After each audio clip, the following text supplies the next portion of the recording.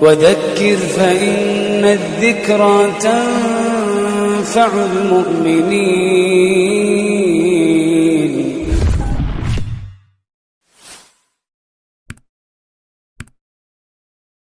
الكريم وعلى آله وأصحابه أجمعين وعلى من تبعهم بإحسان إلى يوم الدين. أما بعد، أعوذ بالله السميع العليم من الشيطان الرجيم.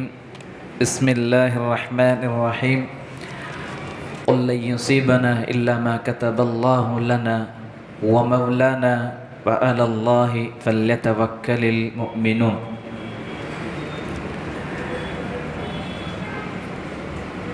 الحمدللہ 18 روزے آج مکمل ہوئے. 19ویں تراویح کی نماز پڑھی گئی اور آج کی تراویح میں مکمل 10 پاروں کا اختتام ہوا. ابھی ماہ رمضان کے آخری عشرے میں ہم لوگ داخل ہونے والے ہیں. آپ دیکھیں آج 18 روزے مکمل ہو گئے ہیں. کل بروز منگل ہے، بدھ کے دن پہلی تاخرات ہے. بدھ کے دن پہلی تاخرات ہے. اب اس کے بعد سے آخر کا جو عشرہ ہے وہ عشرہ دیکھتے ہی دیکھتے ختم ہو جائے گا. اس سے پہلے کہ آخری عشرہ شروع ہو، میں اللہ کے نبی علیہ السلام کی ایک عظیم سنت کی طرف ترغیب دلانا ضروری سمجھتا ہوں. وہ ہے اعتکاف. کیا ہے؟ اعتکاف. اللہ کے نبی صلی اللہ علیہ وسلم کی سنت ہے. آپ علیہ السلام ماہ رمضان کا آخری عشرہ جیسے ہی آتا، پیارے نبی صلی اللہ علیہ وسلم اعتکاف کے لیے بیٹھ جاتے، اپنے آپ کو مضبوط کر لیتے. اس لیے کہ اعتکاف اللہ کے نبی صلی اللہ علیہ وسلم کی سنت ہے. اعتکاف کا مطلب یہ ہے انسان اپنے آپ کو اللہ کی عبادت کے لیے خاص کر لینا. اپنے آپ کو اللہ کی عبادت کے لیے خاص کرنا، اسے کہتے ہیں اعتکاف. اور اعتکاف مسجد میں شرط ہے. اعتکاف مسجد میں ہی شرط ہے. مسجد کے علاوہ کسی بھی جگہ کہیں بھی اعتکاف نہیں کیا جا سکتا. گھر میں اعتکاف نہیں کیا جا سکتا. اعتکاف کے لیے مسجد شرط ہے. اللہ کے نبی علیہ السلام آخر کے 10 دن اعتکاف کے لیے اپنے آپ کو خاص کر دیتے. اس کی حکمت ہے.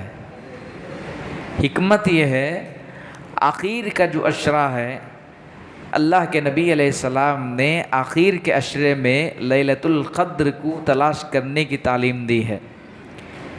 لیلۃ القدر کو تلاش کرنے کی تعلیم اللہ کے نبی علیہ السلام نے رمضان کے آخری عشرے میں دی ہے. اور یہاں ایک بات میں واضح کروں گا، اعتکاف کے سلسلے میں جتنی بھی فضیلتیں آئی ہیں احادیث میں، علامہ البانی رحمہ اللہ کہتے ہیں وہ ساری کی ساری فضیلتیں جو حدیث میں آئی ہیں سب ضعیف ہیں. سب کیا ہیں؟ ضعیف ہیں. اعتکاف کی فضیلت کے حوالے سے جتنی بھی حدیثیں ہیں سب ضعیف ہیں. تو اس کا مطلب اب کوئی فائدہ نہیں ہے. ہے فائدہ. اس کا فائدہ یہ ہوگا کہ آپ اگر آخر عشرے میں اعتکاف کا اہتمام کریں گے تو ایک فائدہ یہ ہوگا کہ آپ لیلۃ القدر کو پا سکتے ہیں. لیلۃ القدر کو آپ پا سکتے ہیں. اس لیے کہ اعتکاف میں بیٹھنے کے بعد انسان اللہ کی عبادت کے لیے اپنے آپ کو خاص کرنا چاہیے. اور خاص کر کے آخر کے جو 10 رات ہیں، 10 راتوں میں آدمی تاخرات میں لیلۃ القدر کی رات کو تلاش کرنا چاہیے. ایک فائدہ یہی ہے اس کا. اور اس سے بھی بڑی چیز یہ ہے کہ اللہ کے نبی صلی اللہ علیہ وسلم کی سنت ہے. بہت ساری فضیلتیں اعتکاف کے حوالے سے آئی ہیں، سب ضعیف ہیں، لیکن انسان کو اعتکاف میں بیٹھنے سے اللہ کا تقرب حاصل ہوگا. نوافل کا مقام ہے، فرض کے بعد نوافل کا مقام زیادہ ہے. انسان فرض نماز، فرض عبادات کے ذریعے سے اللہ کا تقرب جہاں حاصل کرتا ہے، نفل عبادات سے بھی اللہ کا تقرب حاصل ہوگا. اور یہاں ایک بات یہ بھی یاد رہے، اعتکاف میں بیٹھنے والے انسان کو چاہیے کہ وہ 20 رمضان مکمل ہونے کے بعد 21ویں رات کو آ جانا چاہیے اس کو مسجد میں، اور 21 کی رات اسے مسجد میں گزارنی ہے، اور فجر کے بعد اسے اپنے جگہ جانا ہے جہاں وہ اعتکاف کے لیے اپنے حصے خاص کرتا ہے، اپنے جگہ کو. اور یاد رہے اعتکاف کے دوران میں آدمی غیر ضروری طور پر باہر نہ نکلے. ابو داؤد کی ایک روایت میں ہے، اعتکاف میں آنے کے بعد آدمی کو کسی کی نماز جنازے میں جانے کی بھی اجازت نہیں ہے، کسی کی عیادت کے لیے جانے کی بھی شریعت نے اجازت نہیں دی ہے. اور بغیر کسی شرعی عذر کے آدمی ہرگز اعتکاف کی حالت سے مسجد سے باہر ہرگز نہیں جا سکتا، اسے اجازت نہیں ہے، گنجائش نہیں ہے. البتہ آدمی ضرورت کے لیے اس وقت جا سکتا ہے جیسے کوئی خاص ضرورت ہو، جیسے بیت الخلاء ہے، ایسی صورت میں جا سکتا ہے. نہانا ہے جا سکتا ہے، ورنہ نہیں. اگر مسجد میں ہر چیز کا انتظام ہے تو پھر نہیں جا سکتا. تو اسی لیے غیر ضروری طور پر اعتکاف میں بیٹھنے کے بعد آدمی کو مسجد سے باہر جانا بالکل بھی قطعاً اجازت نہیں ہے. اللہ کے نبی علیہ السلام آخر کے 10 دنوں میں اعتکاف کا بڑا اہتمام کیا کرتے تھے. آج کے اس درس کے لیے ایک آیت کا انتخاب میں نے کیا ہے. گزشتہ درس میں سورہ انفال کی روشنی میں غزوہ بدر کے حوالے سے کچھ گفتگو میں نے کی تھی. اس ضمن میں ایک بات میں ضرور آپ سے کہوں گا بطور اصلاح کے، اسلامی تاریخ میں پہلی جنگ غزوہ بدر ہے. اس میں مسلمانوں کی تعداد 313 تھی، کفار کی تعداد 1000 کے قریب ہے اہل علم کے بقول. لیکن یاد رہے جنگ بدر میں مسلمان صحابہ جو شہید ہوئے ان کی تعداد 70 نہیں بلکہ 14 ہے. کتنی ہے؟ 14 صحابہ اکرام جنگ بدر کے موقع پر شہید کر دیے گئے. آج بھی ان کی خبریں ہیں، وہ جگہ آج بھی موجود ہے جہاں جنگ بدر ہوئی تھی. جنگ احد جس جگہ ہوئی آج بھی وہ جگہ موجود ہے.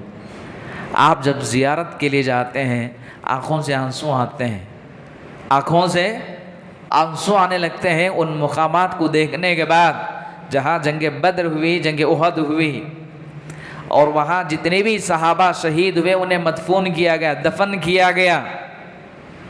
اور ان خبروں کو دیکھنے کے بعد انسان کے آنکھوں سے بے ساختہ آنسو نکلتے ہیں. کتنی بڑی بڑی قربانیاں صحابہ نے اسلام کی خاطر دی ہیں، آپ اندازہ نہیں لگا سکتے. ہمیں اس کا احساس اور شعور نہیں ہے. بڑی بڑی قربانیاں صحابہ نے دی ہیں. اسی لیے اللہ کے نبی علیہ السلام نے صحابی کی فضیلت کو بتلاتے ہوئے کہا کہ دیکھو میرے صحابہ کی فضیلت کے لیے بس اتنی سی بات کافی ہے.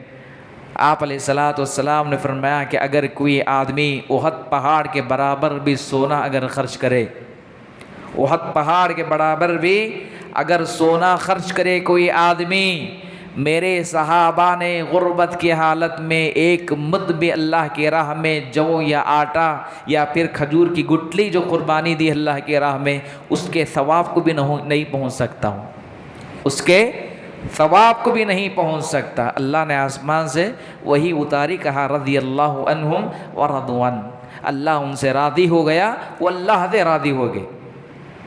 اتنا بڑا اعزاز ہے صحابہ کا. آج کے درس میں ایک جنگ کی طرف ہم اشارہ کریں گے بالاختصار، وہ ہے غزوہ حنین. کون سی جنگ ہے وہ؟ غزوہ حنین. عہد نبوی میں کئی غزوات ہوئے ہیں، لیکن 2 غزوات بالخصوص ایسے ہیں جس کی ابتدا میں مسلمانوں کو جیت ہوئی، درمیان میں ہار ہوئی، آخر میں جیت ہوئی۔ ابتدا میں جیت ہوئی، درمیان میں ہار ہوئی، آخر میں جیت ہوئی۔ کیسے؟ جنگ احد کو آپ لے لیں، اللہ کے نبی علیہ السلام نے، دوسری جنگ ہے یہ، جنگ عظیم، جنگ احد۔ اللہ کے نبی علیہ السلام نے 70 صحابہ کے ایک لشکر کو ایک پہاڑ کی چوٹی پر اللہ کے نبی نے کھڑا کیا تھا اور ان سے کہا تھا کہ دیکھیں جو بھی ہو جائے اس جگہ سے ہٹنا نہیں ہے تمہیں، جنگ چل رہی ہے، صحابہ کفار کے درمیان میں جنگ ہو رہی ہے۔ دشمن ابتدا میں مسلمانوں کو فتح ہوئی، دشمن میدان چھوڑ کر کے بھاگنے لگے۔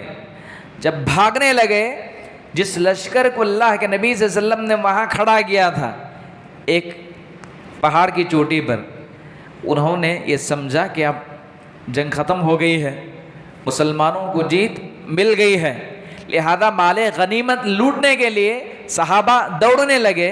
نتیجہ یہ ہوا کہ وہ قافلہ بھی آ گیا، وہ قافلہ بھی آ گیا جو اللہ کے نبی نے بطور خاص وہاں کھڑا کیے تھے۔ اللہ کے نبی نے یہ وصیت کی تھی کہ جو بھی ہو جائے، چاہے جنگ جیتے یا ہارے، یہاں سے ہٹنا نہیں۔ اور یہاں ایک بات میں کہوں گا، جنگ کے میدان میں انسان کو مہارت ہونی چاہیے، اور جو آدمی جس میدان میں جتنا ماہر فن ہوگا وہ اتنا ہی جنگ میں کامیاب ہوگا۔ خالد بن ولید کو آپ لے لیں، خالد بن ولید رضی اللہ عنہ بہت ماہر تھے، بہت ماہر تھے۔ یہی وجہ ہے اسلام سے پہلے بھی، اسلام کے بعد بھی جتنے بھی جنگوں میں خالد بن ولید شامل حال رہے، کوئی بھی جنگ مسلمان نہیں ہارے، کوئی بھی جنگ مسلمان نہیں ہارے، اس لیے کہ ماہر تھے۔ اور اللہ کے نبی صلی اللہ علیہ وسلم ماہرین میں سب سے اعلیٰ مقام پر تھے، اسی لیے اللہ کے نبی علیہ السلام نے حکمتاً کہا تھا کہ وہاں رکنا ہے، وہاں سے آنا نہیں ہے۔ صحابہ جب جیت ہو گئی، بظاہر میدان چھوڑ کر کے دشمن جب بھاگنے لگے، سارے صحابہ مال غنیمت لوٹنے کے لیے جب آئے، وہ قافلہ بھی آیا، اور جیسے ہی صحابہ آ گئے، ابو سفیان رضی اللہ عنہ پیچھے سے حملہ کیے، اور جو کفار میدان چھوڑ کر کے بھاگ گئے تھے وہ بھی واپس آ گئے، مسلمان بیچ میں ہو گئے، ہر طرف سے کافر دشمنوں نے مسلمانوں کو گھیر لیا۔